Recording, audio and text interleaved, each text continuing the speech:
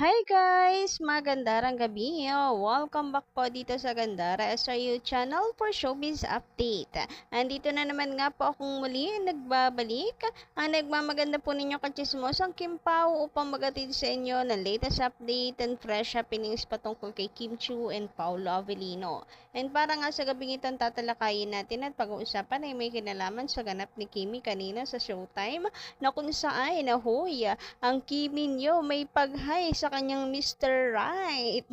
Anyway, before that, sa mga di pa nakaka-subscribe dito sa ating channel, maaari lamang na pindutin po ninyo ang subscribe button at notification bell para mag-updated po kayo at ma-notify tuwing may bago tayong chika at balita hinggil sa Kim Pao. Basta mga balita na may kinalaman po kay Kim Chiu and Paolo Avellino, sagot na natin yan.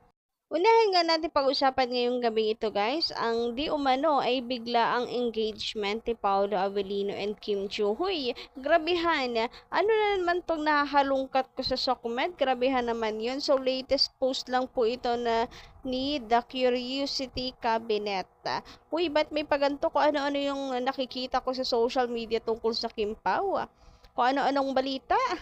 Anyway, sabi dito, Kim Chiu ibinahagi ang biglaang engagement nila ni Paolo Avellino. Huy, at mukhang seryosong-seryoso pa.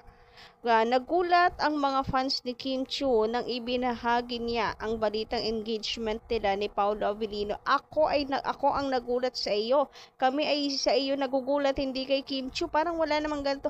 Social media account ni Kimi? Saan doon? IG, Facebook, Twitter? Parang wala naman. Anyway, kung totoo yan, maraming salamat. Pero kung hindi, uy, para saan at bakit kayo gumagawa ng ganitong kwento? Anyway, pagpatuloy nga po natin, ayon sa mga ulat, biglaan lang ang proposal ni Paulo na naganap sa isang intimate dinner kasama ang kanilang nalalapit na kaibigan. Huy, anong dinner yon? Ang post lang naman ni Kimi, parang dinner nga lang yon kahapon na throwback. Pero parang wala namang engagement doon akong nakita na update. Uy, saan mong social media nakuha yan? Or nasa utak mo lang yun? Kayo ba guys, pa-comment ka kung may nakita rin kayo sa social media ni Kimi? Nakakaloka?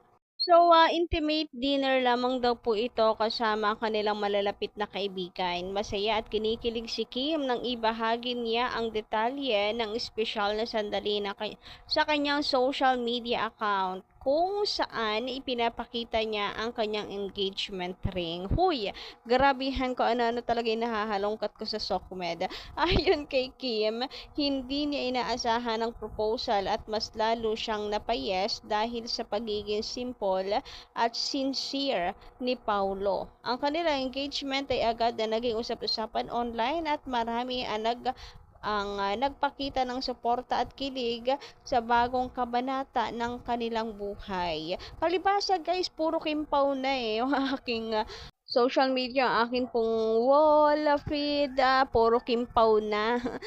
Mapa Facebook, Instagram, puro kimpaw. Kaya eto, ang dami, lahat na ata ng balita ay uma-appear sa atin. Sabi pa dito, wala pang detalye tungkol sa eksaktong petsa na kanilang kasal, ngunit inaasahan na kanilang fans na magiging magarbo at puno ng pagmamahal ang nalalapit nilang pag-iisang dibdib. Hashtag Kimpaw.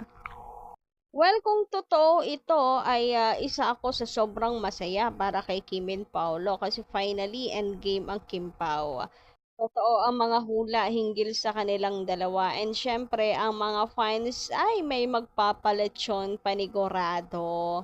Pero sa ngayon, yung kanila pumuy ng event sa December 8, aking inaabangan, December 10 for Christmas ng ABS-CBN at ano po, ang kanilang movie. Yun muna sa ngayon na yung tungkol sa kasal, siguro after na ng movie ng Kim Pao, ako mag-a-assume.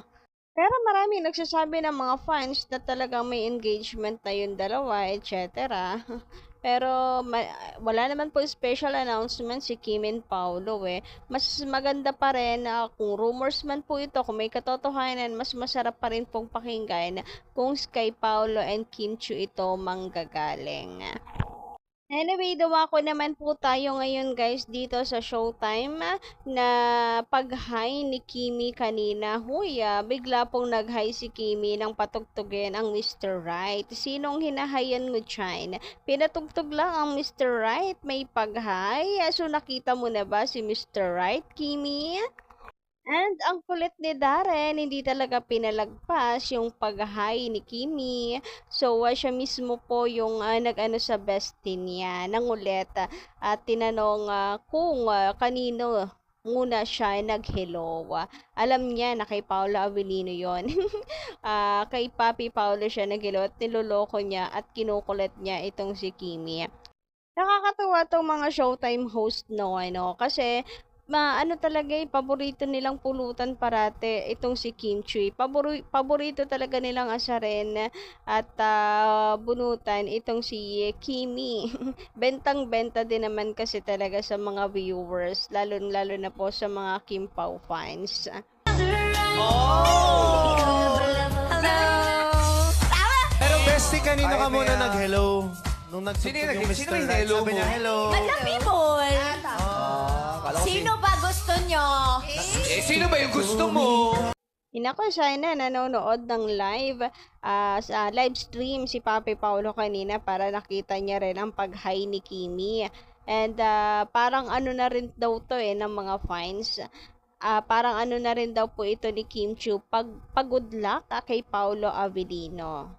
Parang message po niya kay Paulo, pag-good luck niya. Kasi nga si Papi Paulo ay meron pong solo event for Cabecera Festival Night. And ngayon po yan, December 5, 2024. And alam niyo ba guys, ang dami pong mga fans doon, mga Kim Pao fans na nag-aabang na para po sa performance ni Papi Paulo. So, ang dami pong mga Kim Pao fans ang sumugod para suportahan si Paulo Avellino doon. Ganyan po kamahal ng mga Kim Pao fans si Kim and Paolo. Kahit solo man po ang event ng dalawa, nakasunod sila kahit sa ang sulok po ng Pilipinas or ng mundo. Kasi kahit po sa ibang bansa ay talagang nakasunod po ang mga Kim Pao fans to support them. Grabehan talaga yung pagmamahal nila sa Kim Pao, no? And sana maramdaman din po natin yan pagdating po ng movie or pag showing na po ang movie na Kim Pao kasi mukhang pinaghahandaan talaga ito ng ABS-CBN, ng Star Magic.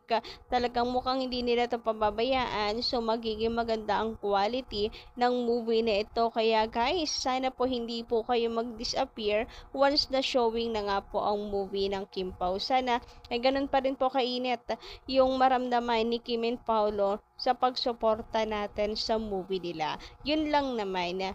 So, yun lang po muna ng ating update. Maraming salamat po sa inyong pakikinig and don't forget to click the subscribe button and notification bell for more updates. Maraming salamat.